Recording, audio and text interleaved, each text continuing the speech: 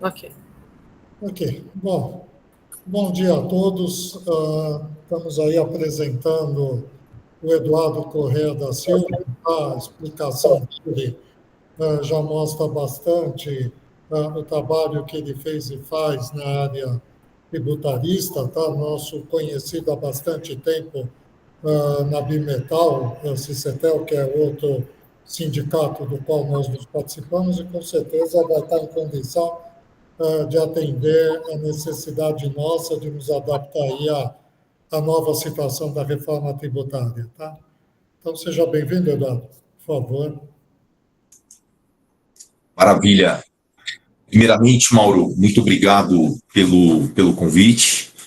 Somos companheiros, né? Não sei se essa é a palavra mais adequada, né? Mas nós somos amigos aí do Cicetel Abimetal, estamos juntos na caminhada por lá também. Nós vamos. O Mauro trouxe o desafio aqui de nós conversarmos um pouquinho sobre a reforma tributária, sobre os impactos dessa reforma na atividade empresarial. Não é um tema que se pretende esgotar, porque é impossível, né, se esgotar. Até nós estamos ainda absorvendo o tema. Todo dia tem coisa nova, né? Ontem mesmo teve uma questão muito relevante sobre a reforma tributária, né, publicada pela Receita Federal do Brasil. Os desafios são inúmeros, né, inclusive tecnológicos por parte da Receita, né? Uma coisa que aconteceu ontem, que vale dizer, né? Nós vamos, daqui a pouco eu vou espelhar uma apresentação, então tem um cronograminha aí desse nosso encontro, tá? Mas uma coisa que vale a pena dizer existiu uma preocupação muito grande das empresas, né, em razão de todos os alardes, né, no sentido de que será que nós vamos conseguir continuar faturando, né, já em janeiro de 2026 com as exigências, com as novas exigências decorrentes da reforma tributária, por exemplo, né? Existe uma exigência de que os novos tributos, a CBS e o IBS, eles sejam destacados dentro das notas fiscais das empresas, que vai ser o documento mais importante daqui para frente, né? E só que nós estamos aguardando a publicação da segunda lei regulamentadora da reforma tributária e estamos aguardando a própria regulamentação da reforma tributária por parte do Comitê Gestor e da Receita Federal, né? E aí, ontem saiu uma nota técnica extensa dizendo, olha, as notas fiscais a partir de 1º de janeiro de 26, que não tenha já os campos e os destaques de IBS e CBS, elas não serão recusadas, tá? Para janeiro. Contudo, eles não falam nada se as empresas serão ou não multadas por não ter destacado IBS e CBS nas notas fiscais. Então vejam que celeuma, né, que o contribuinte está vivendo. A gente vai viver momentos aí de bastante incerteza, principalmente nos próximos 3 anos, mas eu sou bastante otimista com a reforma, né? Eu acho que lá na frente, né, nós vamos ter um sistema um pouquinho mais simples, um pouquinho mais amigável, especialmente para os investidores que pretendem investir no Brasil, né? Então, nós vamos ter algo muito parecido com o que já acontece na maioria dos países do mundo. Então, é mais fácil a compreensão. Dinheiro, eventualmente, que seja direito do contribuinte ressarcir e que é gerado dentro da operação, eles prometem devolver muito rapidamente, né? Isso não acontece hoje. A empresa vem investir no Brasil, às vezes até para exportar para países da América do Sul, da América Latina, enfim, em geral aqui, e aí tem os benefícios da exportação, as exportações, operações não são oneradas, contudo, o valor do crédito acumulado, né, em razão da produção aqui no Brasil, ele acaba ficando retido por muito tempo, depende de procedimentos muito burocráticos para que o contribuinte ele coloque a mão no dinheiro que é dele mesmo, né? E que quando o empresário, o investidor veio para o Brasil colocar aqui seu parque fabril e fazer os investimentos, foi dito a ele que era desonerado e que ele teria direito. Isso realmente ele tem direito, mas ele achava que era o mês seguinte e ele demora às vezes alguns anos para colocar a mão no dinheiro que é dele, né? Então essas distorções elas tendem a acabar, né? Uma coisa importante para dizer, né? Quando fala de reforma tributária, a gente vai falar hoje aqui da reforma tributária sobre o consumo. Atualmente, a gente está vendo aí a tributação sobre a renda também sendo trabalhada pelo governo, é algo que vai ter ali um impacto na distribuição de dividendos, etc. Mas esse não é o tema de hoje. Nós podemos até marcar uma rodada extraordinária, viu, Mauro, para bater um papo rápido sobre isso, uma coisa rápida mesmo, de 40 a 45 minutos, só para atualizar sobre as providências que possam ser tomadas, especialmente para as empresas que têm lucros acumulados, mas hoje a gente vai falar um pouquinho da reforma sobre o consumo. Então, agradecendo aqui o convite ao Mauro, né, o presidente de toda a diretoria da Abrasol, eu vou abrir aqui já os slides, e depois esses slides serão disponibilizados para as associadas também, tá? Um minutinho só.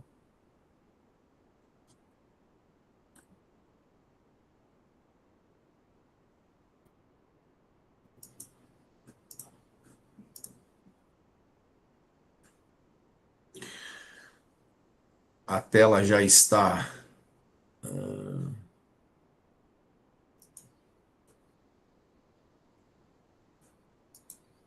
A tela já está compartilhada para vocês? Sim, tá. Agora sim, tá em tela cheia. A tela cheia? Bom, eu não estou muito acostumado com o Google Meet, eu não estou mais vendo vocês, tá? Então, fiquem à vontade de todo modo para a qualquer momento interromper e vamos trocando ideias aí a partir daqui, né? Então, eu acho que antes de nós entrarmos aí no mérito da reforma tributária, trazendo aqui os principais aspectos, eu acho que uma coisa importante é dizer, em primeiro lugar, né? Nós estamos substituindo, e aí eu estou falando especificamente daquilo que impacta no setor de vocês, né? O ISS e o ICMS pelo IBS, né? Então, sai o ICMS, sai o ISS e entra o IBS, isso depois do período de transição, que é Imposto sobre Bens e Serviços.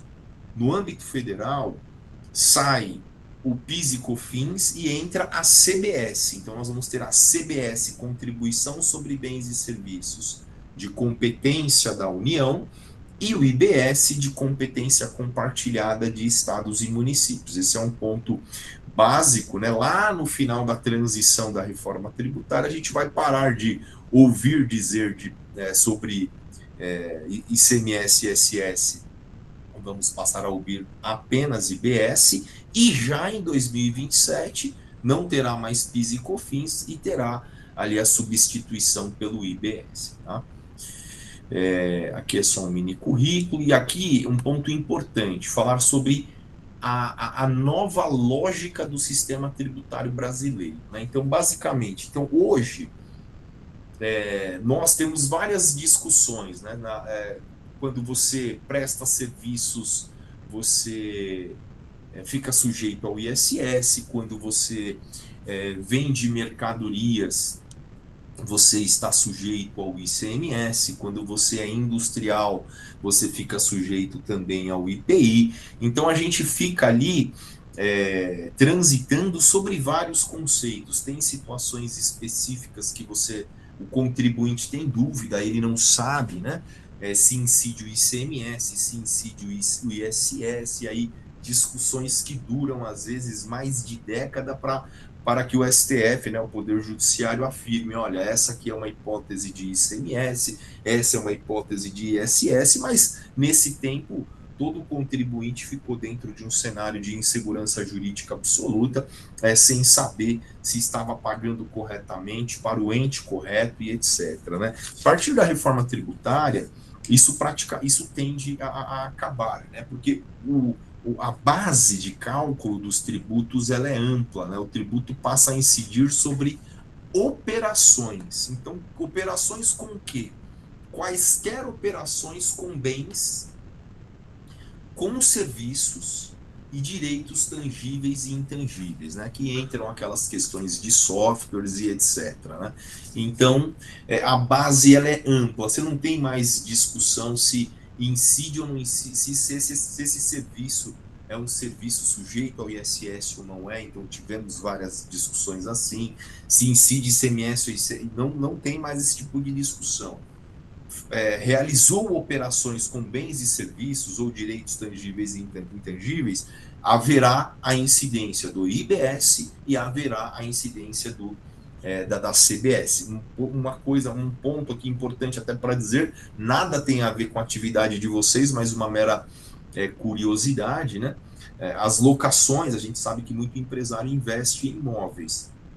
Locações, por exemplo, né?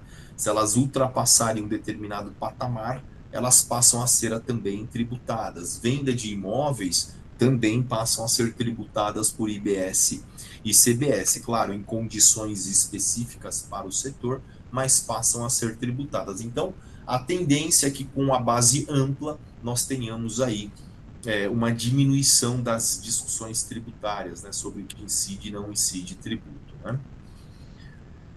Tributação no destino. Então, hoje, o contribuinte, ele quando vai fazer um investimento no Brasil, ou quando ele está no Brasil e quer buscar um caminho mais favorecido para recolhimento dos tributos, uma coisa que ele vai sempre olhar é em que estado, né? Nós temos aí um ICMS cuja competência é do Estado, tem 26 estados mais o Distrito Federal dispondo sobre o ICMS, cada um dentro do comando constitucional, à sua maneira, né?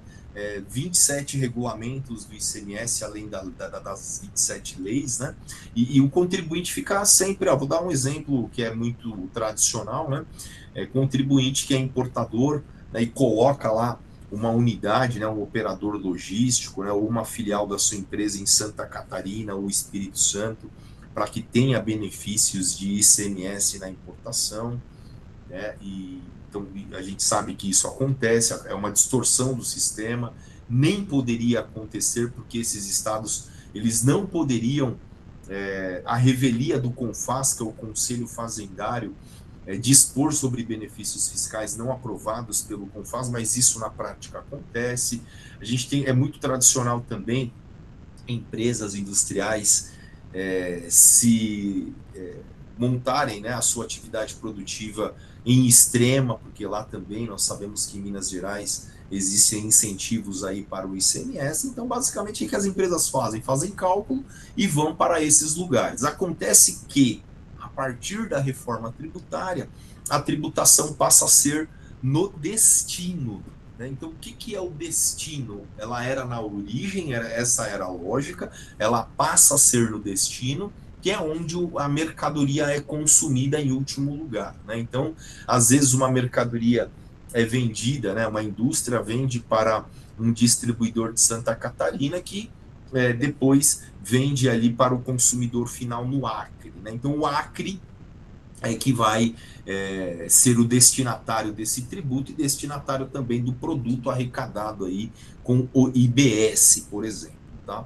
Que é o Imposto sobre Bens e Serviços, que substitui o ICMS. Então, qual que é a tendência? Que as empresas que fizeram esse tipo de planejamento, a partir da entrada em vigor da reforma tributária, que elas retornem aos seus estados de origem, porque perderá o sentido estarem localizadas em outros estados.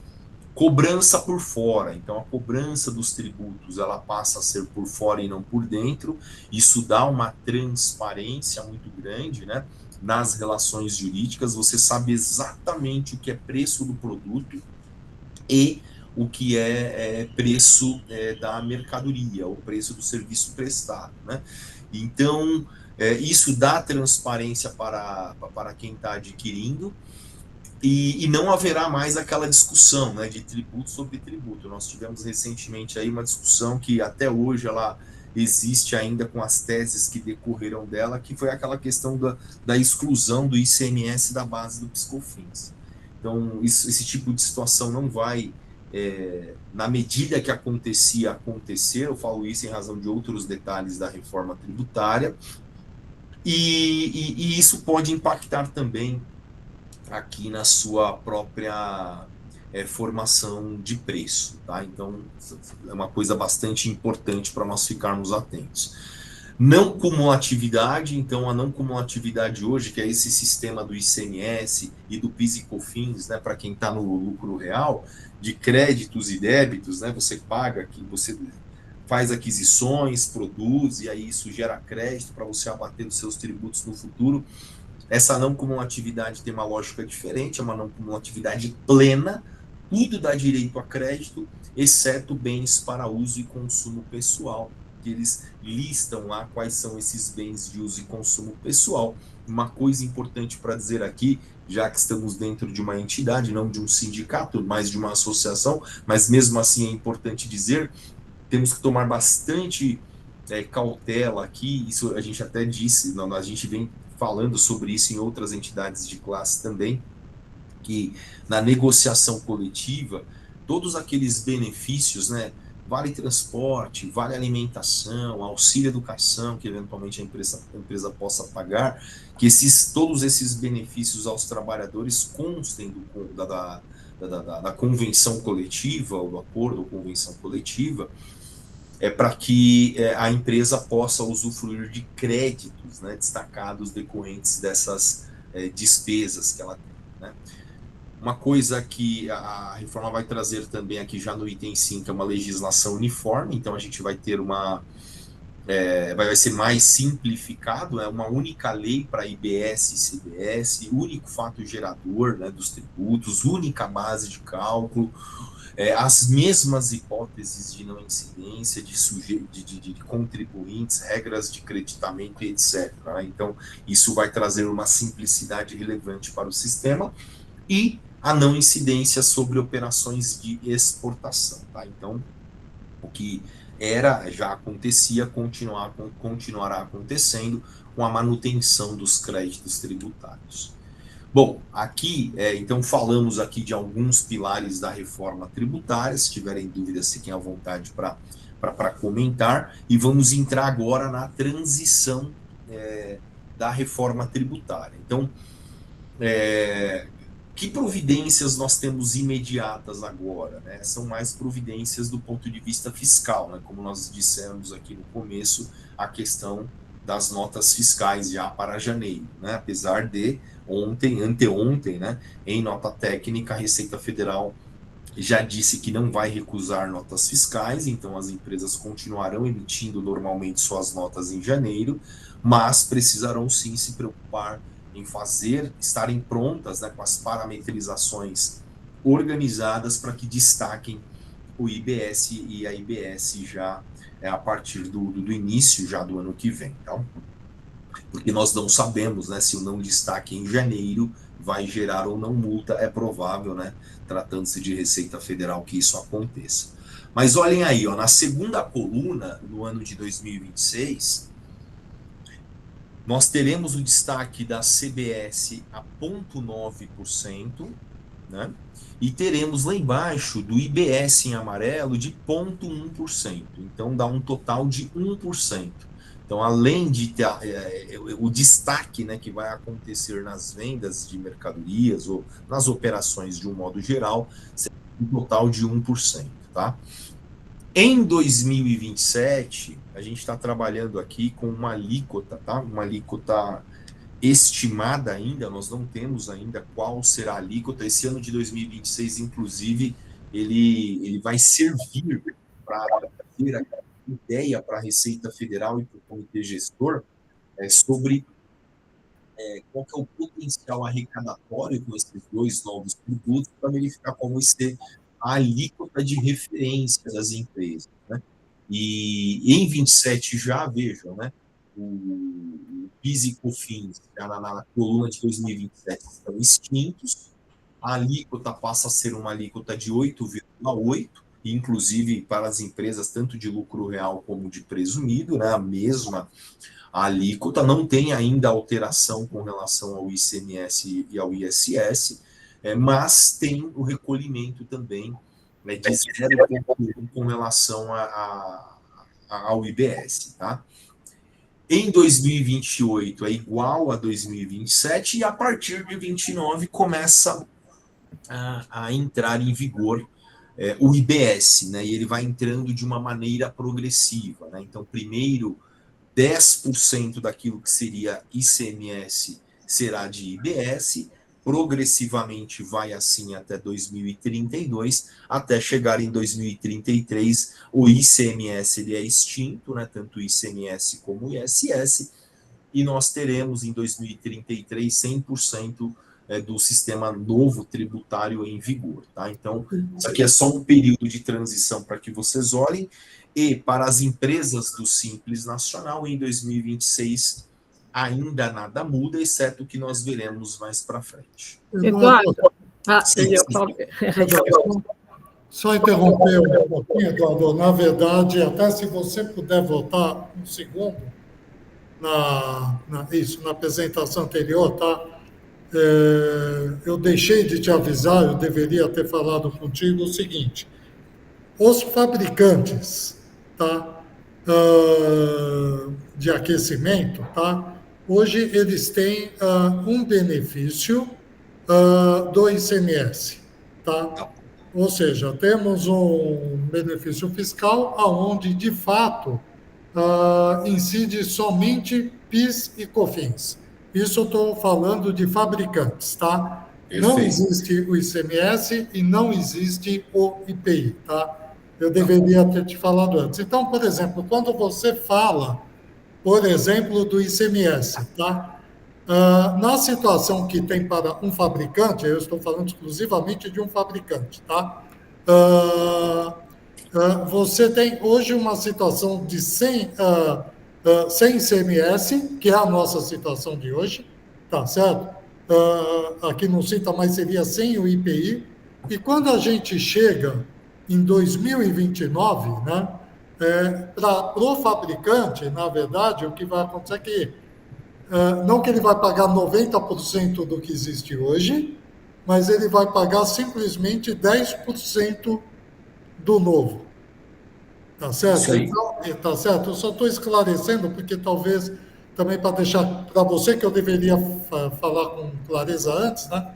E para deixar claro para todos que, na verdade, nós temos o fabricante essa questão específica. Tá. E esse benefício ele tem prazo certo para finalizar ou não, Mauro? Então, eu acho que a Patrícia está até participando, que trabalha com a gente, eu acho que vai até 2033, né, Patrícia? Oi, Não bom sei se dia. O convênio da parte de isenção do ICMS, ele está até 2028.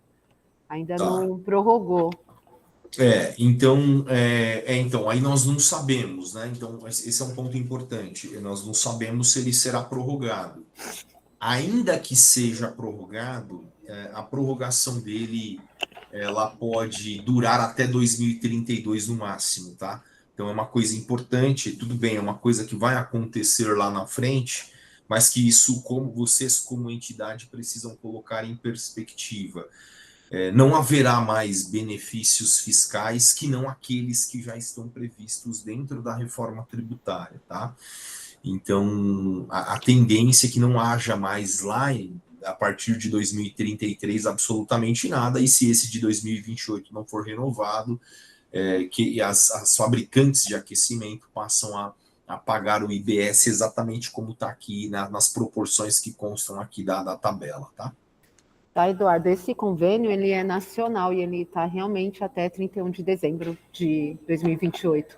Tá bom, Referente maravilha, à Patrícia. empresa de aquecedor. Então, até agora, não teve nenhuma publicação. Eu acho que até mesmo por causa desse período de transição, mas aí a gente está monitorando aqui. Isso, maravilha. Eu coloco isso porque, assim, se nós mantivermos essa realidade, né, vai acontecer exatamente o que nós acabamos de falar, o que eu acabei de falar, mas vocês, como entidade, claro, né, a gente está falando de energia limpa, né, para o Brasil e o apelo com relação a esse tipo de atividade, isso cai muito bem dentro do Congresso e, de repente, não estou falando de Congresso, mas eu sei que é CONFAZ, né, o Conselho Fazendário, eu acho que é uma questão a ser levada assim à discussão. Enfim, vocês estão monitorando e vocês conhecem disso muito mais do que eu. Maravilha. Posso seguir?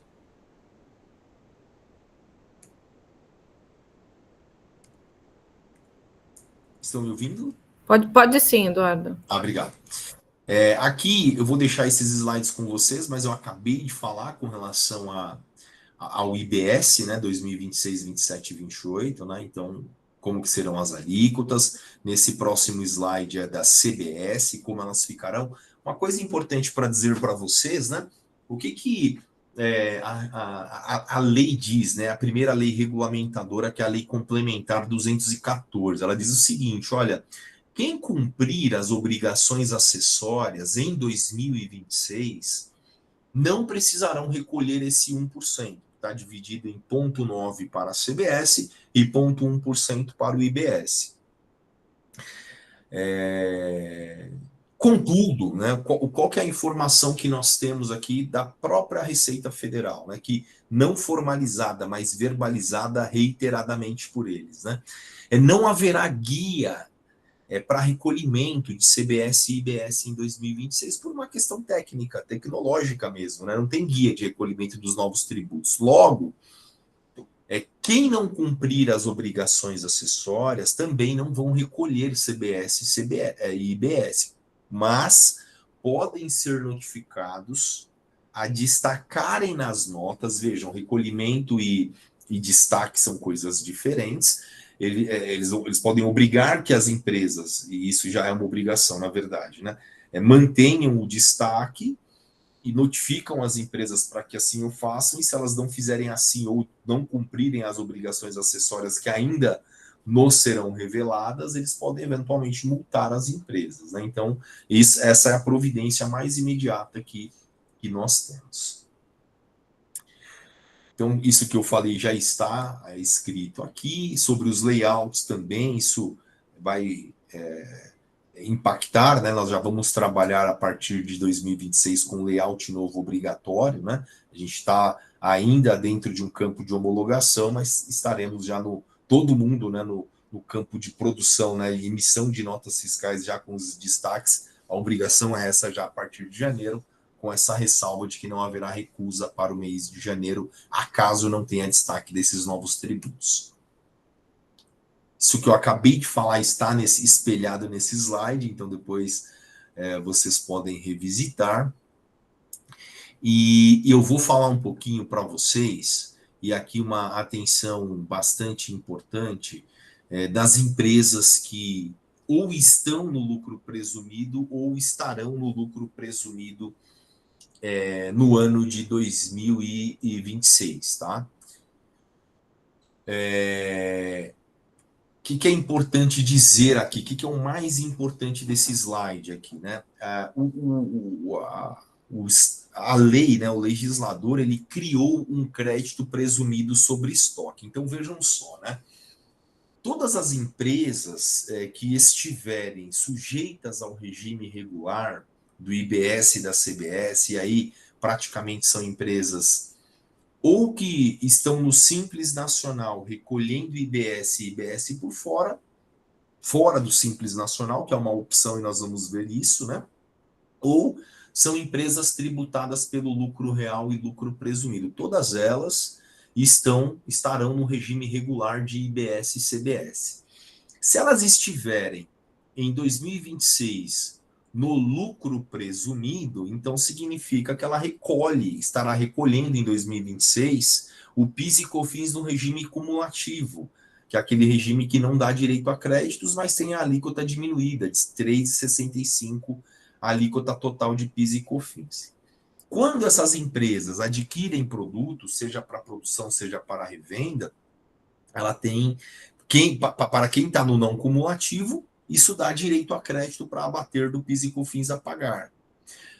Para quem está no lucro presumido, portanto, no regime cumulativo, ela não tem direito a esse crédito. Mas, a partir do ano de 2027, a apuração da CBS é com base nessa lógica de créditos e débitos. E aí, qual que é o direito que está sendo concedido aqui para as empresas?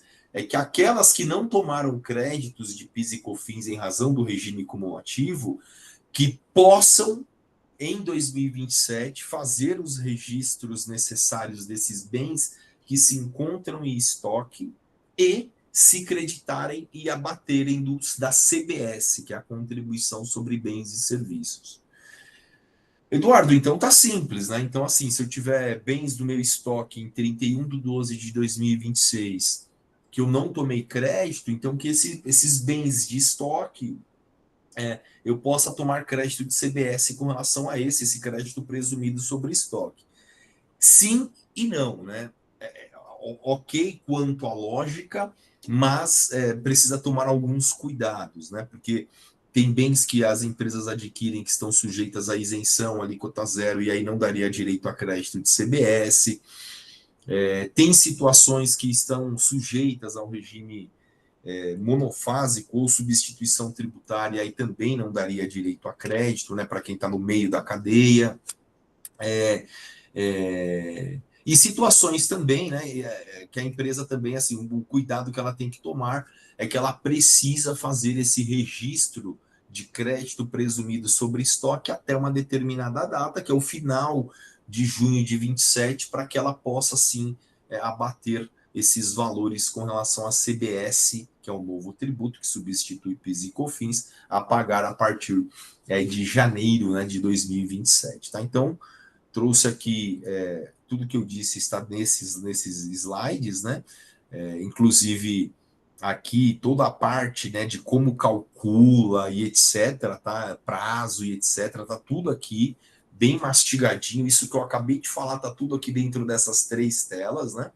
Essa tela aqui fala inclusive qual que é a alíquota, né? Então do lado esquerdo aqui no aspecto quantitativo, qual que é a alíquota que você aplica quando os bens forem adquiridos no Brasil, quando se tratarem de bens importados, qual que é a lógica do cálculo, que basicamente é o valor pago a título de PIS e COFINS de importação quando os bens forem importados. A apuração e a apropriação deve acontecer, esse registro, né, na obrigação lá deve acontecer em junho de 2027, tá? Então, até junho, né? Último dia de junho de 2027, as formas também de apropriação desse crédito. Então, falamos aqui, né, neste ponto, sobre o crédito presumido sobre estoque, né? E isso está previsto lá dentro da Lei Complementar 214 para empresas, né, que estão dentro dessa situação. O saldo credor de PIS e COFINS, ele é mais para empresas que estão acumulando PIS e COFINS, tá? E para empresas também do lucro real que possam fazer um trabalho de recuperação tributária. Por quê? Porque elas precisam registrar esses valores de PIS e COFINS, créditos que ela eventualmente tem até 31/12/2026. A lei ela não fala 31/12, mas ela diz o seguinte: até a data da extinção desses tributos, né? E a data da extinção do PIS e COFINS é no dia 31/12/2026. Então, as empresas, né, que eventualmente estejam, por exemplo, no lucro real ou tenham gerado créditos de PIS e COFINS e ainda não registraram, precisam fazer esses registros até o último dia do ano que vem, para que elas possam depois usufruir desses créditos para abater da CBS a pagar a partir de janeiro de 2026. Agora, o Mauro pediu também, né? Esse aqui é um ponto importante. O Mauro pediu para falarmos um pouquinho dos impactos da reforma tributária dentro do Simples Nacional, tá? Então a gente sabe que várias empresas associadas à Abrasol são sujeitas, né? Estão sujeitas ao Simples Nacional, e o Simples Nacional ele será impactado, e a gente vai colocar aqui alguns pontos importantes sobre o Simples Nacional. Então, o que é importante saber primeiro, né? Nós temos uma Constituição Federal, e a Constituição Federal ela prevê um tratamento diferenciado e favorecido para microempresas e empresas de pequeno porte, tá? Então esse é importante, e os novos tributos, tanto o IBS quanto a CBS, eles já estão constando aqui também dentro da Constituição Federal, tá? Esse slide aqui, eu vou pedir uma atenção para vocês mais para o lado direito dele, né? Então, quando vocês olham ali do lado direito, na parte superior, atualmente, dentro do Simples Nacional, a ideia, claro, é você ter um regime simplificado, você paga o conjunto de tributos, né, dos 3 entes, União, Estados e Municípios, em guia única. Então, você paga, como que funciona hoje? Você paga o imposto de renda, a contribuição social, em alguns casos, a contribuição patronal, aquela do INSS, o IPI, se você estiver sujeito ao IPI, o PIS e COFINS, o ICMS e o ISS, em uma guia única. Como fica essa guia única a partir da entrada em vigor da reforma tributária? Sai PIS e COFINS e entra a CBS, sai o ICMS e o ISS e entra o IBS. Né? Basicamente, é isso, continua sendo pago em guia única, o sistema simplificado, portanto, ele está mantido, mas nós temos alguns detalhes que falaremos a seguir. Né? Então, aqui também são disposições da Constituição Federal, a gente gosta de trazer os fundamentos, até para ficar mais fácil, né, a compreensão. Então, a empresa que está sujeita ao Simples Nacional, regime único, vai acontecer exatamente o que já acontece hoje. Nas aquisições dela, ela não tem direito à apropriação de créditos, tá? E já está escrito aqui que ela não tem direito, não terá direito, né, à apropriação dos tributos previstos nos artigos 156A, que a IBS, o IBS, né, e no 195, que é a CBS. Então, se ela estiver Simples Nacional e regime único, vejam que é E, não é só Simples Nacional, é Simples Nacional e regime único. Haverá, então, não haverá, aliás, né, o direito à apropriação de créditos. E os adquirentes dessas empresas, esse é um ponto muito importante, né? Os adquirentes dessas empresas, do Simples Nacional Regime Único, eles terão direito a créditos do IBS e CBS, mas dentro daquele pequeno percentual que será pago de IBS e CBS. Ou seja, não haverá o repasse integral de créditos para o adquirente. E aí, pessoal, o adquirente pode olhar e falar, olha, não vou comprar da sua empresa, porque a sua empresa é Simples Nacional Regime Único. E aí, a lei trouxe uma opção para essas empresas, então do lado esquerdo é exatamente o que eu acabei de falar, você estar no Simples Nacional Regime Unificado, ou Regime Único, ou estar no Simples Nacional Regime Regular, exatamente para fins de IBS e CBS, ou seja, você pode estar no Simples Nacional Regime Regular para IBS e CBS, então você pagaria dentro do Simples os tributos, o imposto de renda, a contribuição, o IPI, se for o caso, a contribuição patronal, se for o caso, e fora do Simples Nacional, o IBS e a CBS, e aí você estaria, para fins desses dois tributos, dentro do regime regular, apurando créditos e, para os seus clientes, repassando crédito integral de IBS e CBS. Então, essa parte aqui é uma parte, assim, um ponto, é uma inovação que está sendo trazida, é substancial, porque isso impacta de maneira muito especial quem está no meio da cadeia ou está no início da cadeia vendendo para outras pessoas jurídicas, né? Então, o impacto disso ele acaba sendo bastante importante, né? Aqui, só para dar um exemplo, né? Hoje, a partir da reforma tributária, né?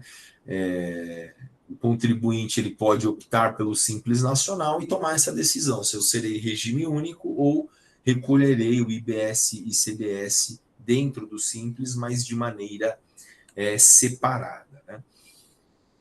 Ponto importante para quem está no Simples Nacional.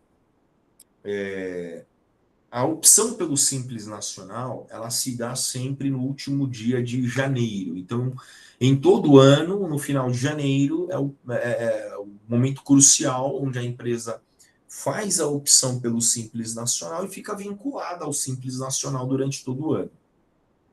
A opção pelo Simples Nacional no ano que vem, né, fazendo essa opção para 2027, ela acontecerá em setembro. Então vejam, né?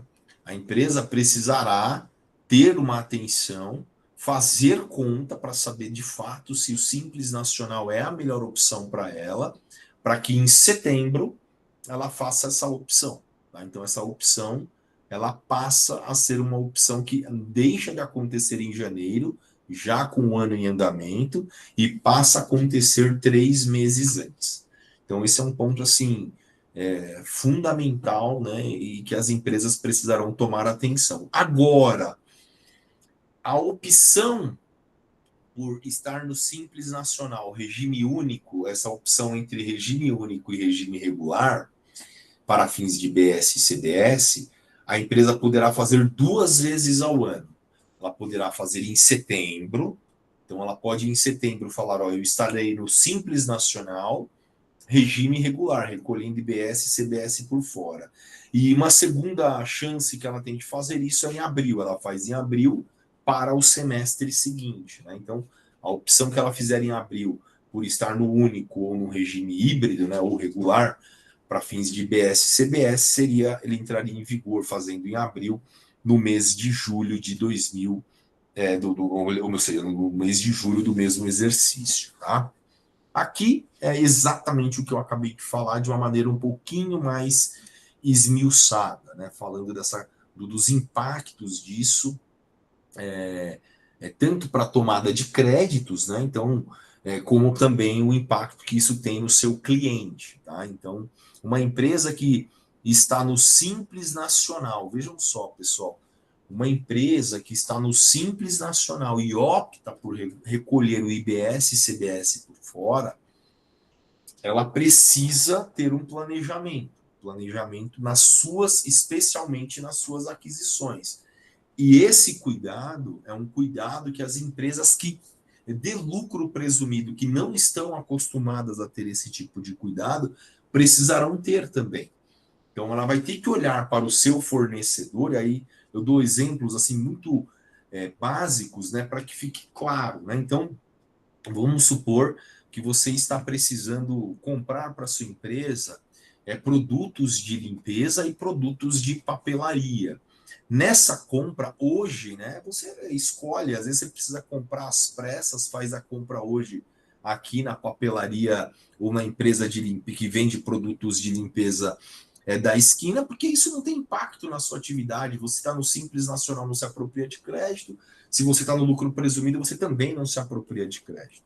Mas estando no regime regular de IBS e CDS, isso passa a ter uma relevância muito grande, porque você vai querer optar por comprar de quem também está no regime regular, emite nota, para que você tenha também o direito ao creditamento integral, e aí isso impacta, obviamente, no seu pagamento do IBS e CBS, porque isso poderá ser utilizado para abater do seu IBS e CBS. Então, vejo que é um jogo totalmente diferente. Assim, a empresa ela passa a se preocupar com políticas de aquisição. Olha, só para dar um exemplo, tá? Não vamos mais comprar material de papelaria e, de um modo geral, de escritório, etc., na papelaria aqui da esquina. Vamos comprar apenas daquela grande empresa, que vocês sabem o nome, né?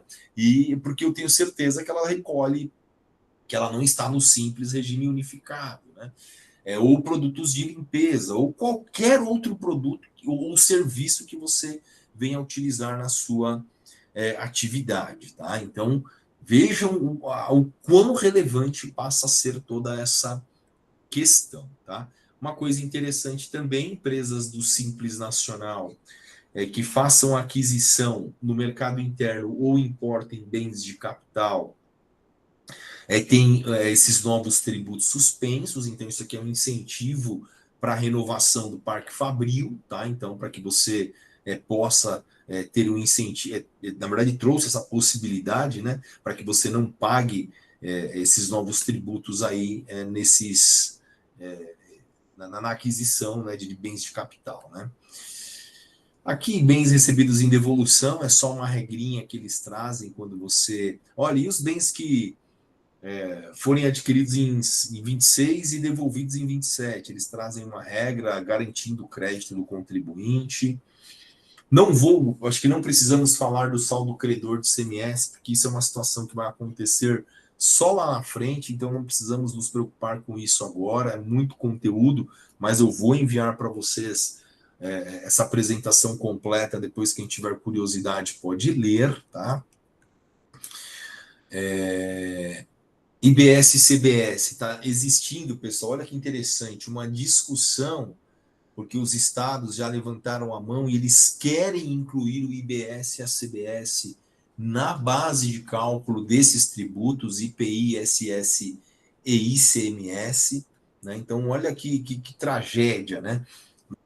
Falando aqui de tributos por fora, que é a lógica da reforma, mas durante a transição, os estados, eles falam que eles precisam desse incremento arrecadatório, pretendem fazer isso, e os advogados, naturalmente, já estão prontos para judicializar essa questão quando isso passar a acontecer já no ano de 2027, tá? Então, fica aqui um ponto, assim, para... Né, empreender no Brasil não é brincadeira, não é coisa, como diz por aí, né, coisa de amador, né? Aqui tem uma explicação sobre isso, né? E algumas coisas que a gente tem falado, tem muita coisa que as empresas podem fazer para começar a se organizar para esse novo momento, né? Se organizar para a reforma tributária. É importante que seja feito um diagnóstico de formação de preço e entender, né? Olha, a minha atividade é exatamente como ela está estaticamente. Como que ela ficaria o meu recolhimento de tributos, né? Fazer uma simulação, né? Como estou hoje, como fica a minha situação já enquadrado, mas não na reforma tributária completa, né? Como que fica a minha situação em 26? E em 27, que eu ainda não tenho o IBS em vigor. E 29, né, que eu já tenho parcialmente o IBS em vigor. A gente vai fazendo simulações ano a ano para cada empresa, para cada atividade, e os impactos eles são diferentes, né? E é muito importante, né, até para fins de programação, né, que as empresas tomem esse cuidado. Tem empresas que têm contratos aí de longo prazo já firmados, né? Então, esses contratos precisarão ser revistos, porque eles foram lá deliberados, né, e assinados antes da reforma tributária, que traz impactos absolutamente diferentes, e isso impacta no preço, às vezes uma operação que poderia dar uma rentabilidade, deixa de dar rentabilidade e lucro dentro do novo contexto. Mapeamento de potenciais é um momento importante para isso, né, de créditos e eventuais passivos ocultos, ajustes contratuais e precificação preventiva, isso é importante. A própria revisão do seu cadastro de fornecedores para você entender com quem você continua tendo relação de aquisição ou continuará serviços, porque às vezes a depender daquilo que e aí, ou seja, é uma questão cultural, né? De fato, a gente passa aqui por uma virada cultural dentro da nossa atividade produtiva, né? Estratégia de litígio preventivo também é uma questão bastante importante, e um papel de conscientização, não só dos seus fornecedores, mas uma conscientização de maneira muito especial das pessoas que trabalham na sua empresa, né? Então, desde o pessoal da área fiscal, o pessoal de contratos, as pessoas da área dos representantes, né, para eles compreenderem, né, de fato, qual que será o impacto no preço, como que vai funcionar, como se darão as negociações a partir da reforma tributária. Pessoal, basicamente era isso, né, o que eu tinha para tratar hoje com vocês, era para dar ali alguns pontos, né, e impactos da reforma tributária que está ainda acontecendo, e os impactos na atividade produtiva. Esse QR Code, né, se vocês clicarem aí, colocarem a câmera aí e mandarem um oi aqui, eu já mando para vocês imediatamente essa apresentação. Eu acho que esse aqui é um encontro de tantos outros que podem ser realizados na Abrasol e a gente fica inteiramente à disposição de vocês aí para isso, tá? Acho que é isso, viu, Mauro, Patrícia, e eu fico à disposição, consegui falar aqui em praticamente 55 minutos, acho que deu tudo certo. Ótima apresentação, dentro do que é possível falar, né? Em tão pouco tempo. Realmente a complexidade é alta, mas foi importante. E acho que tem um tempo, né, para as perguntas das pessoas, caso existam. Sim, eu fico à disposição. Tem sim, ó. Quem primeiro levantou, acho que foi o Leonardo, se não me engano, o Leonardo da Rinai, e depois o Jean. Leonardo? Oi, tô aqui. É que eu tô em 2 celulares diferentes, que uma hora eu tive que sair daqui da mesa, então não sabia qual que eu tava aqui conectado. Parabéns aí, Eduardo, pela apresentação. Uma pergunta que eu tenho, eu acabei entrando também mais tarde, não sei se foi falado disso antes. Como que fica a questão de operações interestaduais? Que hoje você tem operações com alíquotas diferentes para alguns estados diferentes e também diferente se o produto é nacional ou é importado. Tem uma previsão de como isso vai funcionar, se isso vai ser igualado? Na verdade, vamos lá, né? A tributação, nós falamos um pouquinho lá no começo, ela passa a ser no destino. Toda essa história que a gente vive hoje no Brasil de complexidade, diferencial de alíquota, substituição tributária, tudo isso vai acabar com a reforma tributária, né? Então, o que vai mudar é a alíquota, a alíquota do Estado, da empresa do Estado onde está, porque isso, a única liberdade, aliás, esse é um ponto interessante, né? Qual que vai ser a função que estados e municípios estarão sendo totalmente assim vinculados a um comitê gestor? A Receita Federal não, né? A Receita Federal ali a competência da União para instituir a CBS, que substitui o PIS e COFINS, e a Receita Federal mandando em tudo. Nós teremos do outro lado não os estados cuidando da legislação, devolvendo os tributos. Não, vai ser um comitê gestor e a competência de estados e municípios ela passa a ser compartilhada. A gente até fala que esse comitê gestor ele tem um orçamento tão gigantesco que ele passa a ser uma espécie até de um quarto poder da República, sabe? Porque ele vai ser muito importante. Você imagina, se ele travar o comitê gestor, ele não repassa aquilo que é de direito dos estados e 5.500 municípios no Brasil. Então ele trava o Brasil por uma questão eventualmente de tecnologia.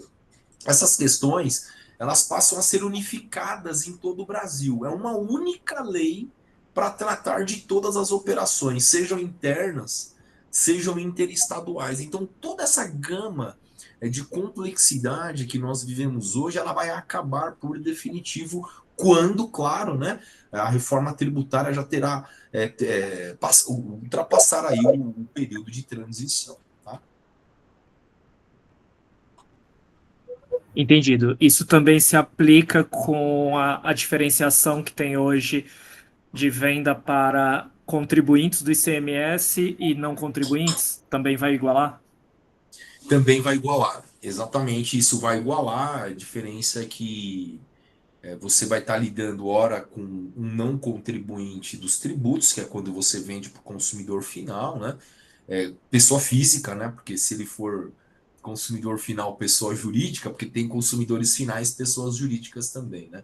Aí os tratamentos na cadeia ficam um pouquinho diferentes, porque ele é um consumidor final, às vezes, pessoa jurídica, ele está preocupado se você está no regime regular de IBS, CBS, porque ele quer o crédito integral também, né?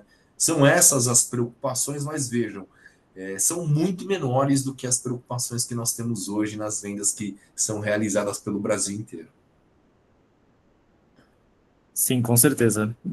Obrigado, Eduardo. Imagina. O Eduardo, o nosso setor goza de um benefício que vai até 31 de dezembro de 2028, conforme anunciado. E pelo que já foi falado aí, depois entra dentro do pacote no qual passa a vigorar. No teu ponto de vista, as associações de classe, a exemplo da Abrasol, nós vamos ter força para brigar para reduzir essa alíquota, no teu ponto de vista? O setor de vocês, Jean, eu acho que assim, ele é um setor especial, em razão de ele estar dentro de uma cadeia de energia limpa. É isso, né? Sim. Tá? Então, ele é um setor que ele tem uma certa... Ele é olhado pelos entes governamentais aí com um olhar diferente, né? Um olhar mais cuidadoso, porque esse é o desejo de todo mundo, né? Energia limpa. Tivemos agora a COP30 aqui no Brasil tratando também disso, né? Eu vejo que se tiver um trabalho bem organizado, né, eu acho que existe a possibilidade de ganhar mais 2, 3 anos para fins de IBS ali, dentro das proporcionalidades de cada tempo ali, mas ele não vai passar de 32. Isso tem que ficar, isso é importante. Não vai passar de 32. Não existirá nenhum benefício, quer dizer, no Brasil tudo pode mudar, mas a nossa Constituição, ela foi, essa reforma, ela trouxe isso expressamente. Não haverá nenhum benefício fiscal ou incentivo, o Estado, né, os Estados e a União não terão liberdade para fazer qualquer concessão de benefícios a partir de 2033. Tá? Então, essa guerra fiscal vai acabar, né? Por quê? Porque isso vai precisar ter uma autorização constitucional. Mexer na Constituição Federal é algo muito difícil, né? Você precisa de 2/3 aí de aprovação, né, do Congresso Nacional, então não é uma coisa simples, tá? Então é isso, Jean. Não sei se eu respondi bem sua pergunta aí. Perfeitamente. Inclusive, os deferimentos que ainda existem, eles tendem a se dissolverem aí e acabar. E acabar. Eu atendo empresas de vários setores incentivados, um deles é o têxtil, né? Eles tiveram, a cada 2 anos, vira uma atenção de alguns setores, porque o Estado de São Paulo, ele vai renovando por 2 anos, né? Até por uma questão de governos que são mudados e políticas também, infelizmente não de Estado, né, mas políticas de governo, né? E muitos ali estão bastante ansiosos em algumas cadeias, que acabam já o ano que vem, né? Alguns 26, alguns 27 aqui no estado de São Paulo, e não existe nenhuma expectativa de renovação. Tá. Enquanto esses deferimentos ainda estão em vigor, que é o nosso caso aqui, como é que fica a partir de 2026? Não, dia 26, nesse particular não muda absolutamente nada, né? Você tá, assim, na sua operação você vai continuar aplicando os benefícios, não muda em absolutamente nada. 27 são benefícios estaduais, né? Sim. 27 também não muda nada e 28 também não muda nada, porque o tributo que substitui o ICMS, que é o IBS, Imposto sobre Bens e Serviços, ele só começa a entrar em vigor, né, daquelas proporções que nós colocamos a partir de 2029.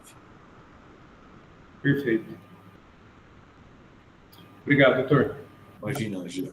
Bom dia, Eduardo. Parabéns aí. Vamos lá. 2 perguntinhas rápidas. Se eu pegar o simples no regime regular e um lucro presumido, passa a ser praticamente a mesma coisa, ou eu estou enganado?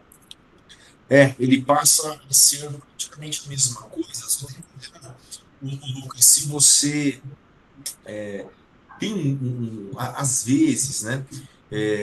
O simples, o grande efeito dele está na CPP, aquela contribuição previdenciária patronal, né? E muita empresa está lá por causa disso, né? Se a atividade de vocês, eu não me recordo agora se aplicam, se vocês estão no simples e o CPP está dentro ou não, aí que está a grande diferença. Mas assim, qual que é o incentivo que tem que ser dado a todas as empresas, ou do Simples Nacional, ou do lucro presumido, ou do lucro real? É que elas façam conta de verdade, né? Se aprofundem nisso, se preocupem com isso, para buscar eficiência máxima tributária. Tem empresa, muita empresa, que está no lucro presumido e seria mais competitiva no lucro real, como tem empresas do Simples que seriam muito mais competitivas no lucro presumido e não sabem disso. Elas vão replicando aquilo que é dito para elas, aquilo que possa ser prática de mercado, mas que não necessariamente é o melhor regime tributário. Tá, e a segunda pergunta, Eduardo, obrigado pela primeira, é o seguinte: no caso aqui, a gente é Simples Nacional e fornece para condomínio. Nesse caso, o condomínio é uma pessoa jurídica, mas não emite nota fiscal. Ele vai se beneficiar do CBS e do IBS ou não? Não, ele está fora. Ele está fora da regra, ele é uma espécie de consumidor final do seu produto. E ele está fora dessas questões fiscais tributárias, né? Então, vocês não vão ter grandes efeitos aí para eles. Claro que, viu, Luca, claro que vale, eu não me recordo de absolutamente nada, né, que excepcione a natureza jurídica do condomínio, etc., né, porque a gente conhece a natureza jurídica deles. Quando você coloca assim, a gente fica claro para nós que não vai ter nenhum efeito, mas que, claro, vale a pena dar uma olhada nisso. Tá, muito obrigado. Imagina.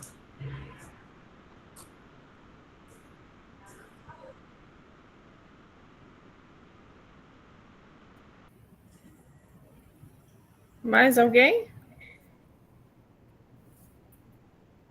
Eu acho que é isso, então. Maravilha. Ótimo.